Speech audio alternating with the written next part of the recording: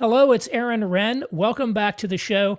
Today's guest is Timothy Carney. He is a senior fellow at the American Enterprise Institute, and he joins me today to discuss his recent book, Family Unfriendly: How Our Culture Made Having Kids Much Harder Than It Needs to Be. There's a link to buy that in the show notes. Tim, thank you so much for joining me. My pleasure. Thanks for having me. The first thing I just want to say is you are buying your own product. So you have a bunch. How many kids do you have? We have 6 kids. Wow. I have one kid. I have a 7-year-old son.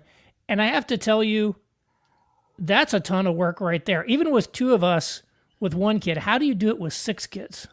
Well, right now, the oldest is driving the second oldest to his yard work job, just to give you an idea. There's lots of economies of scale. Okay.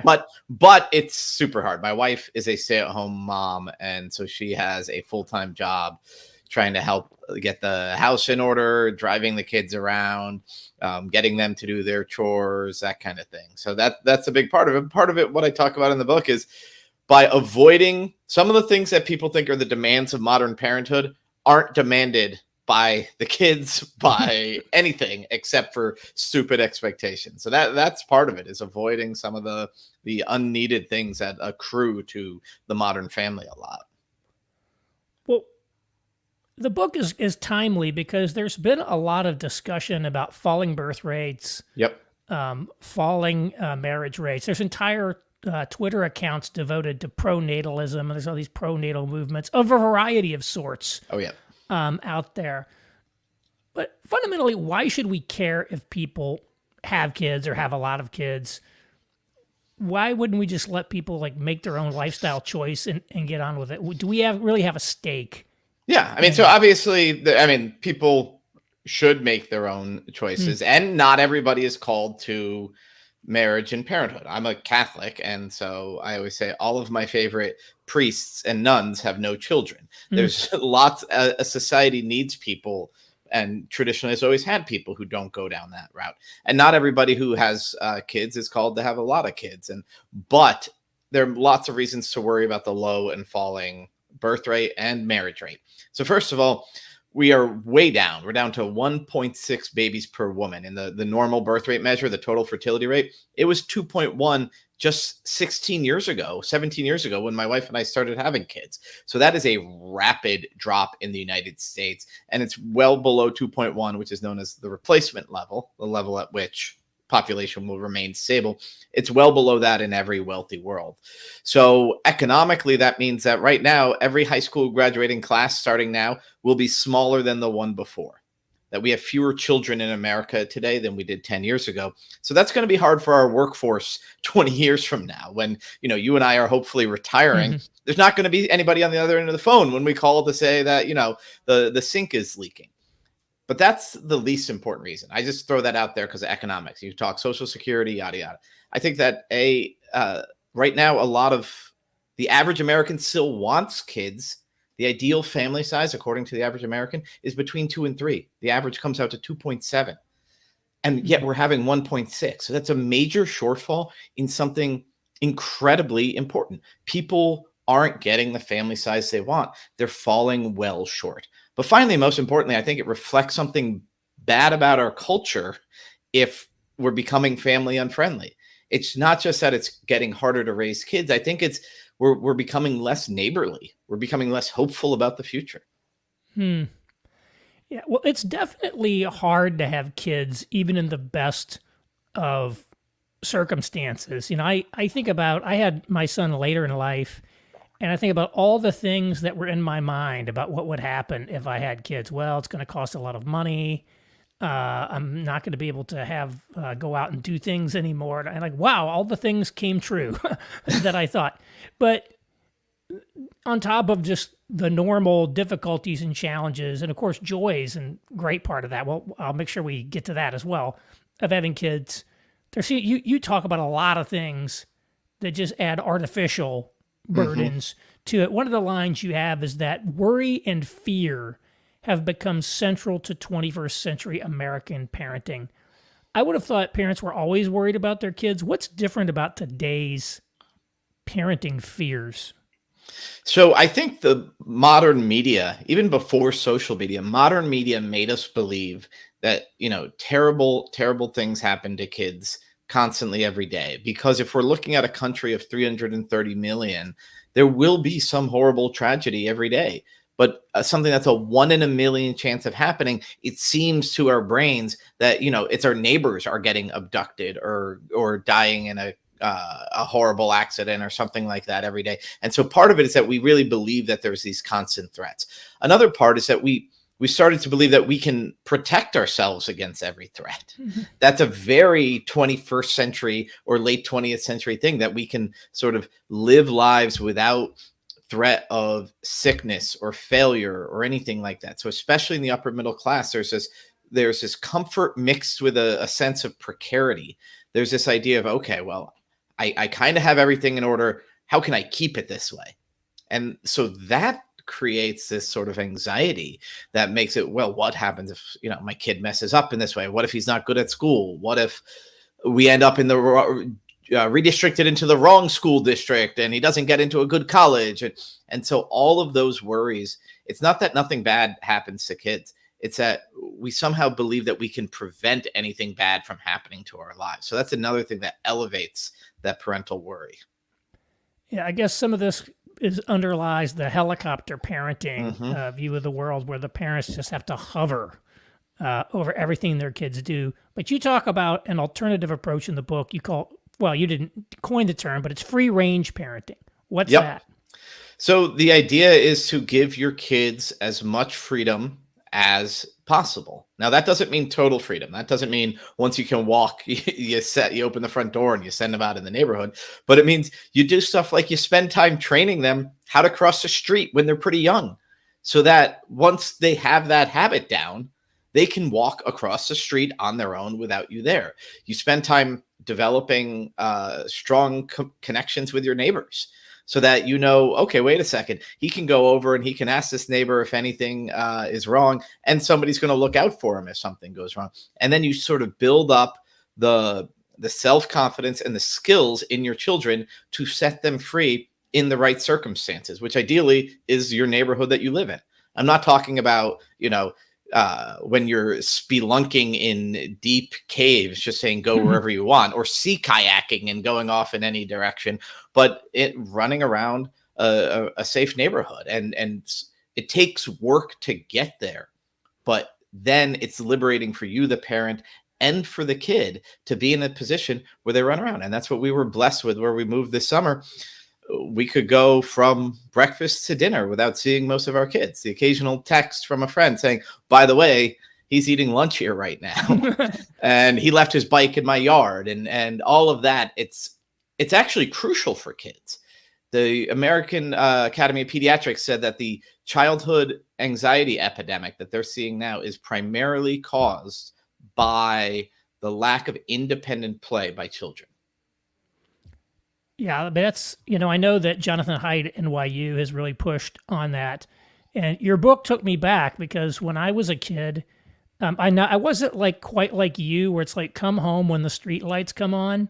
That idea, because I grew up in a rural area, there were no street lights. Yeah. But this idea, you could just, you had a sort of range you were allowed to go. Here's how far away from the house you can go. Yep. And you could just go ride your bike or do whatever. I feel like Generation X is like the last people Yes. that ever had freedom as kids, and sort of the last ones that truly remember America prior to the technology transformations too.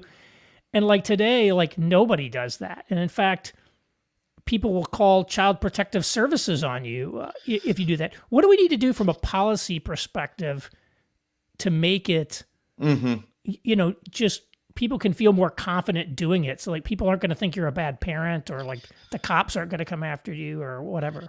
Yeah. So, I mean, that needs to get communicated widely. So one thing is just the more that some parents do this, the more other parents will feel free sending their kids running around the neighborhood. But one of the things in Family Unfriendly, I point to a couple places that have passed laws that actually explicitly say if the child isn't actually endangered by the parent's activity, the parent can't be charged with neglect. Because in my old neighborhood in Maryland, there were parents who their kids would walk to the park and then walk home when they were perfectly safe. And the parents got arrested for this, basically. Their kids got taken away from them. And so having to change the law to allow more of a free range childhood for the parents who opt for that is part of it. But a lot of it is really going to be building community connections and community norms, and having more playgrounds so the kids don't have to walk as far, having more crosswalks. That's part of the thing. I mean, where I grew up in a small town in New York, you could cross the street. You could look both ways and cross the street safely. The neighborhood I moved out of in Montgomery County, Maryland, the roads were 3 lanes in each direction. We just had to, the limit of where my kids could go was very constrained by the built environment. And so that's definitely a policy decision. And this will upset drivers, but narrower, slower streets, more crosswalks, more stop signs, that's the sort of thing that makes it more possible to liberate kids. And then in comes what you're talking about, which is to say, to communicate broadly. And this should probably come from community institutions. Say, hey, it's okay to let your kids run around. And if you see a kid, and this always angers me, story of some kid who was actually in distress and who was without his parents, and the parents, and somebody calls the cops. If you see a kid who needs help, help the kid. And I remember reading these stories. Oh, they shouldn't have called the cops. Those adults should have minded their own business. No, there's something in between call the cops and mind your own business. And it's called offer to help the kid. And that was more normal back in the day than it is today, I guess. Yeah. I was surprised. I would think that red states might be more friendly to this kind of free range idea, have a strong parents' rights, and maybe they do. I live in Indiana, and I was looking up on one of the charts from one of the free range parenting sites, and actually Indiana has very ambiguous and weak laws on this. And, we have, I think, number of examples of CPS type abuse here. So you can't assume that even like red states have this. There are a couple of girls, one with maybe a year older now, but they were 8 and 6, and they would ride their bikes around by themselves just in our little neighborhood, and they wouldn't go very far. But it wasn't like somebody was hovering there. You know what? Nothing bad ever has happened to them. And so there are kids. There's a little bit. It's not as much freedom maybe as we have, and they're pretty young, so maybe they can't go too far. But I thought that was pretty good. But one thing we have is walkability, and that was another thing that you really hit at is walkability has really changed maybe in the way we developed our thing. What's the role of walkability in having kids? Well, so children can't drive cars. I mean, again, my 17-year-old just drove the 16-year-old to work, but for most of their lives, they can't drive cars. And so if everything they have to get to is either far away or doesn't have sidewalks and involves crossing big streets, that means they probably have to get driven there by mom or dad. So think about what that means for a family, just even with 3 children, and what sort of schedule that would be. Or dad has to work and there is a half day for school and a pool party here and this over there. The kids can't go to these things if everything involves a car. If a summer job or an after school job requires a car, it's hard for a kid to get that job unless the family has a spare car for him. And so crosswalks, sidewalks, having mixed use. So there's, again, commerce near where people live, so that there's playgrounds and parks and basketball courts. Once a kid can make his own fun and organize his own pickup basketball game. I mean, that's what we did. We organized using landlines, pick up basketball games, pick up football games, and mom and dad didn't have to be involved at all. So half of the sports we played, there was no entry fee, there was no schedule, there was no anything. The only thing was, I guess my mom usually did my dirty laundry after I played football, but a lot of the kids had to do it themselves. So it was so much easier on the parents and so much more fun on the kids. And I mentioned this earlier. Unsupervised play by kids is an essential part of their development. When there's no referee and no coach, and there's the 8 kids on the football field, and they have to figure out the rules, and they have to argue about them, and they have to try to motivate themselves to win, whether it's sports, climbing a tree, or just whatever, a game night, the more that can happen without parents having to hover and set the rules and drive and do this, the healthier the kids are going to be. How do you solve the chicken and egg problem? Because when I was a kid, we'd go play with the neighbor kids, and they were out doing the same thing I was. Mm-hmm. But like now, there is no pickup game because even if your kids want to play, nobody else wants to play. Nobody else is there. So how do you solve the chicken and egg problem? So, I mean, that's really tough. And that's part of why free range parenting, I learned the phrase from Lenore Skenazy, who runs an organization called Let Grow. And so that's part of what she does, is try to say, like, okay, parents have to start. She'll call it like a Let Grow chapter, be like, we're going to let our kids run the neighborhood.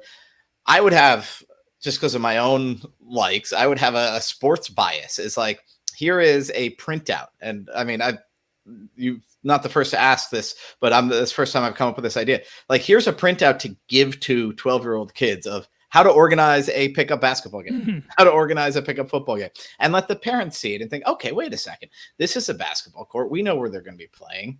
We already own a basketball, or we'll go out and we'll buy one for $12 from Walmart.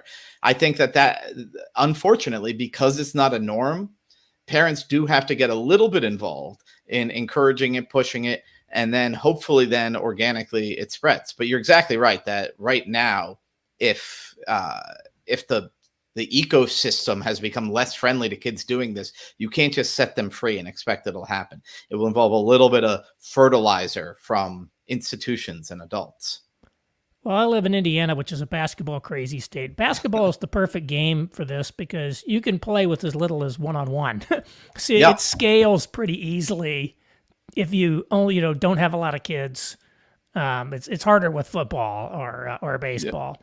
Yep. But you could still toss a baseball. Two guys could just toss a baseball back and forth and something like that. So, yeah, it is hard for me. You think, kids, America's childhoods must be similar to when I grew up. And then you get involved with like the school system or anything else, and you realize like, wow, things have changed. It isn't like what I have. You had a lot of provocative recommendations in the book, which I love when you kind of stake out kind of contrarian point of view. So one of them was to have lower ambitions for your kids. That really seems like counter to everything. What do you mean by that? It's a half joke because I want my children to grow up and be men and women of virtue. I'm a Catholic. I want them to go to heaven, right? So I have the highest ambitions for my kids. Mm-hmm. But it's only a half joke because worldly ambitions, Ivy Leagues is not something we aspire to. Mm-hmm. Even good grades, what we aspire to academically is do what's assigned of you and learn some curiosity and courage and that sort of thing. And especially on sports, the point of youth sports, and this is most of what I was talking about when I say have lower ambitions with your kids, there's these outside activities, music, sports. It's not to become a professional. It's not to become the absolute best at what you're doing. If that happens, well, that's great. It is amazing to watch your own kid just excel at something, especially something like music or sports or even academics. But to understand that the point of these activities is building virtues that are useful in other aspects of life. In a sports team, just learning teamwork, learning how to lose with grace, learning how to win with grace. For me, going up through the ages and 1 year being a captain of a JV team and the next year sitting at the very end of the bench on a varsity team and having the tiny little role to play on the team, that was important practice in life. Helped me understand, wait a second, my value to this team has nothing to do with, isn't going to be measured by the points I put on the board. 4, by the way. That was how many I scored in varsity basketball through my whole career. And then as well with music, I talked to this music teacher, amazing music teacher named Amelia. And she said her dream has nothing to do with getting her students on stage at Carnegie Hall or the Kennedy Center in DC. But she has one student who didn't like learning in this inner city school. He never loved learning. And then when he started learning piano, a light bulb switched in his head and he thought, wait, learning stuff is amazing. Right. And then he became like a park ranger, and he would write his old music teacher notes about geology. And then he took up ballroom dance, and it was his passion, and it took up all of his free time, and he would write her letters and send pictures. And none of it had anything specifically to do with the piano that she taught him, but it all flowed out of that. And so that's what I mean. It's not actually low ambitions, but it is your lacrosse ambitions for your kids shouldn't be professionalism or a D1 scholarship or even the starter on the varsity team. It could just be the virtues that you gain from these things. Well, you talk about Brian Kaplan's work on this, and he makes the point, and it's not a very popular thing to say today, but it is true that a lot of, who we are as people is innate. A lot of people like to say things are genetic. I don't like to use the term genetic because I don't think we really know a lot of things, but like your basic general level of intelligence, like how smart you are as an individual, is kind of just hardwired. And there's only if you don't have elite, and this is where it is genetic. If you don't have elite genetics for a sport to play, you're not going to make it to the big leagues. So there's just certain. I think Kaplan's point, and you echo some of this, our ability to improve the ability of our kids to in academic, sports, music, it's limited. We can have a limited impact on them. It's just, and I think we like to think that kids are just a blank slate. That if we have the perfect parenting regimen, they're going to get into Stanford Law School one day. And but maybe it's not going to be that, and maybe their personality sure can't be changed. I know that. I figured that out already. I think I subconsciously believed that when my older kids were younger, and I just thought if they practice dribbling the basketball in the garage enough, then they'll be a great ball handler. And there are some things that a tiny bit of practice they became great at, and there's a lot of things that a ton of practice they stayed mediocre at. And it was me with music. Well, my kids were the opposite with music. So that's another reason to say innate rather than genetic is you see my son play the guitar and you think, I don't think that guy's related to Tim Carney, but some of these things they pick up naturally. And so I think there's all sorts of reasons to not specialize in sports when you're a kid. I think there's all sorts of reasons to not work your kids too hard in these things when you're a kid. But if you're not convinced by my broader arguments about virtue, I just tell parents, okay, it's probably not going to work. Especially one of the saddest things that happens is these 11 and 12-year-olds in baseball and they hit a growth spurt or something happens and they're just the best. And the parents think, oh, well, since he's really thriving in this, I'm going to pull him out of the others. I'm going to put him in that. And then when the other kids catch up to him by age 14, he's at the middle of the pack, even though he spent 3 years not going for hikes in the woods, not going canoeing, not playing soccer anymore. And he specialized in this because the parents thought he was going to be good. And it just happened to be that he had his growth spurt early. That was me. I'm 5'10", but I was 5'10" in 7th grade. I played center on my 7th grade basketball team. And thankfully, your parents didn't mortgage your whole future on you being a center. And I call it the travel team trap. That's where the book begins, is in the travel team trap, because again, it takes what should be a game and turns it into a job for kids, and it's not going to work. Well, I was wondering, you talk about travel sports. When I was a kid, there were no travel sports. I never heard about travel sports until maybe 10 years ago. And now I discover it's this gigantic industry. Oh, yeah. And this is what people do. Like, what is travel sports and how did it take over the world? Well, I think I should write a whole book just on this, but it means different things to different people. In more rural areas, sometimes it just means the way to get real competition is to actually put together a system where you can drive an hour to multiple towns, yada, yada. But a lot of times in middle class and upper middle class suburbia, what it means is it starts off being like some all-star team from the town instead of the Little League. But then it becomes, again, a business. Like, okay, your son's okay, but we're going to make him great. You just have to pay us $900 a season and show up to 3 practices a week. And probably then we're going to rope you in the off season for another product. So it becomes something of a business. It often requires that players specialize. I know there are schools where the JV coach says, you have to play on my travel team for the 6 months leading up to JV season. Otherwise, I'm not even going to let you try out. Oh, and that travel team is how this guy makes all his money. So it means, okay, you have to quit basketball, you have to quit football. You have to not spend a lot of time with your family. What else does it do? It means that your family or you are spending every other weekend in Wisconsin or Delaware for a field hockey tournament or a baseball tournament. And it makes family culture really difficult. And I know people who swimming is one of the worst culprits on this. If you go beyond just summertime swimming and you're swimming year round, people say the swim coach sets my family's schedule. And then one of the biggest things that happens is the kids get burned out. By age 16 or 17, they're just like, I am done with this sport. And that's one of the saddest things is kids just to get burned out or to develop these injuries, overuse injuries as teenagers. The head of the NBA, I quote him in Family Unfriendly saying, we're seeing rookies with the same injuries that the veterans used to be the only ones having. Yeah, it reminds me of my old bosses told me about his wife is an incredible clarinet player. She still does recitals and things of that nature. And I asked if she'd ever thought about becoming a professional clarinetist earlier in life. He's like, interesting you mentioned that. I asked her that when we met in graduate school, and she told me no because I love my instrument too much. To make it a job, yeah. The idea that if you pursue kind of a professional life in something that's so competitive and with there are so few slots to be like a clarinetist in an orchestra or something, it just, a lot of people who pursue it end up hating this thing. And I can see that happening in sports where you end up hating the game instead of having fun in the game because and I've got stakes have been high. The data about it too. They have a lower opinion of themselves, specializers. They have a lower opinion of their own ability at their own sport, in part because they probably got exposed to the very best. Like the best person I played against were the other guys in my league in high school. If I had played travel sports, I would have looked and saw the 5 best outfielders from New York State and thought, I'm not even 1/10 as good as those guys. I stink. Right.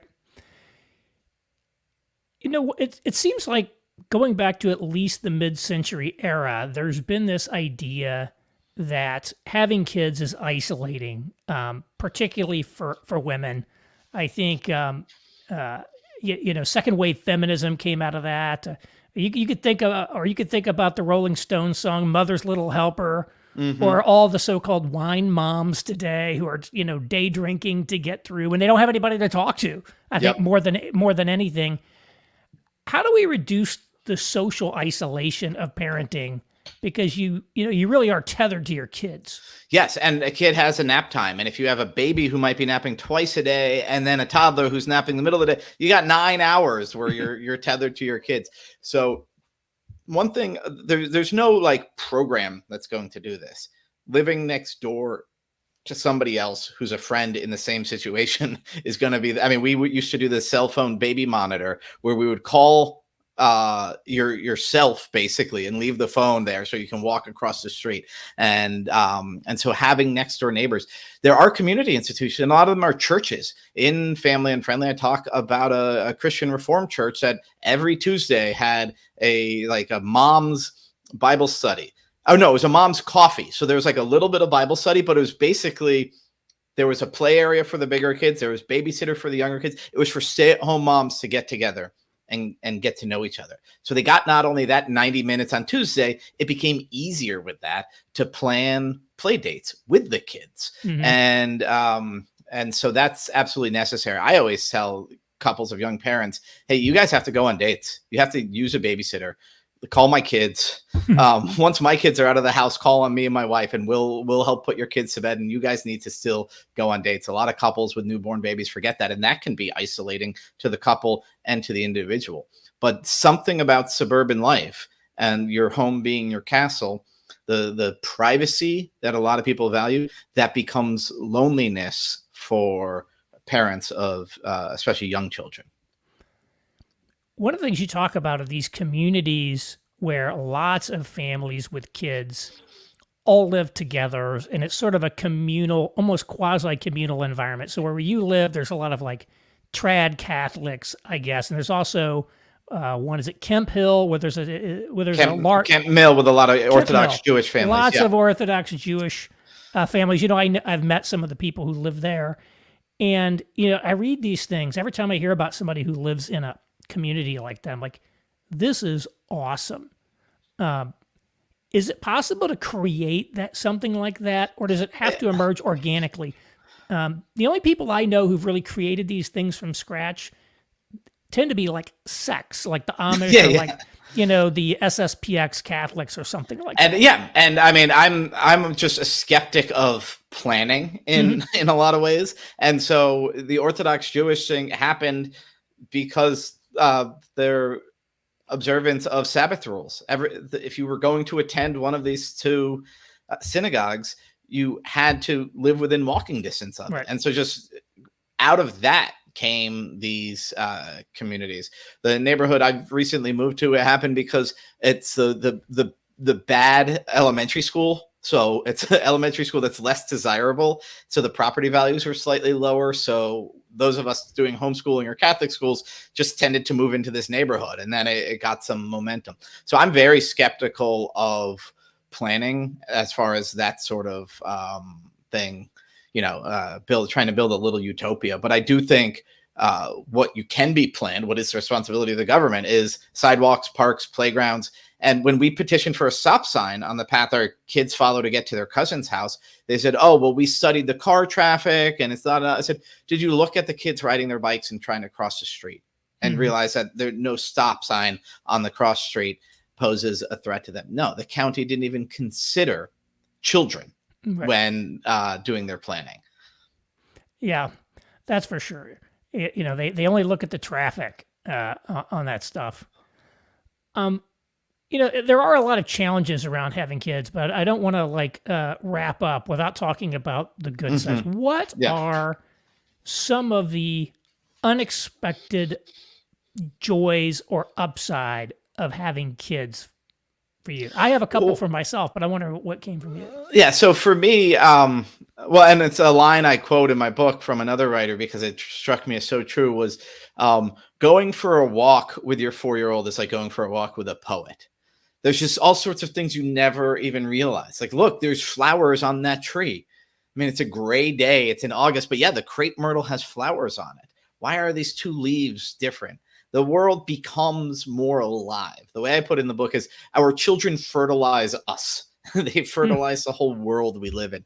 Everything becomes more ripe with meaning. And even stuff like sports, kids take a toll on your body, even for men, much more so for women.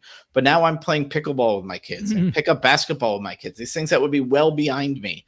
And it's fun, and I like defeating my sons. I absolutely love defeating my sons, and I will relish it even more when one day they defeat me. And so for me, that was one of the unexpected things, was how fun it is to compete against my kids in sports. Yeah, well, one of the things, like we're both at an age where like a lot of men become stagnant in life, Mm-hmm. and I had my son later in life, and one of the things I realized is like he forces me to grow. Yep. You can't stop growing when you've got a kid that's throwing new stuff at you all the time. And I really found that when we had our son, it kind of rewrote the DNA of our marriage, and like added a new kind of depth, dimensions. It opens dimensions of your relationship with your wife or your husband that weren't there when you didn't have kids. And so I think there are so many things that there's a lot you expect. You expect to love your kids, but there's a lot of great things that come from having kids too. And it's not all pain and suffering and sacrifice. No. And as I say, it's hard, but it's the easiest path to if your goal is worthy enough. In other words, if you want to be a man or a woman of virtue, I think parenting is like a cheat code for that. Absolutely. Well, thank you so much for joining me. Tim Carney has been my guest today. Again, he's a senior fellow at AEI, and his book is Family Unfriendly. There's a link to buy it in the show notes. Tim, thanks so much for joining me. Thank you for having me.